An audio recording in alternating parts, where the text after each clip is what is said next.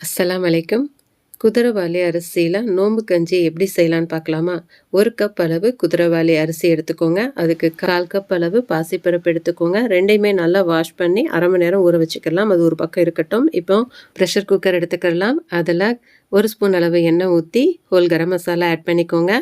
நல்லா பொரிஞ்சதுக்கு அப்புறமேலு வெங்காயம், தக்காளி, பூண்டு, பச்சை மிளகாய், கொஞ்சமாக வெந்தயம் இது எல்லாத்தையும் போட்டு நல்லா வதக்கிக்கோங்க. அப்போது 1/4 ஸ்பூன் அளவுக்கு மஞ்சள் தூள், 1/4 ஸ்பூன் அளவுக்கு கரம் மசாலா பவுடர், 1 ஸ்பூன் அளவுக்கு இஞ்சி பூண்டு பேஸ்ட்டு, பொடிசாக கட் பண்ண கேரட், முட்டைக்கோசையும் ஆட் பண்ணி ஊற வச்சிருக்கிற அரிசி பருப்பையும் ஆட் பண்ணி தேவையான அளவு தண்ணி ஆட் பண்ணி தேவையான அளவு உப்பு, மல்லி, புதினா ஆட் பண்ணி இப்போ நம்ம மூடி போட்டு விசில் விட்டுறலாம்.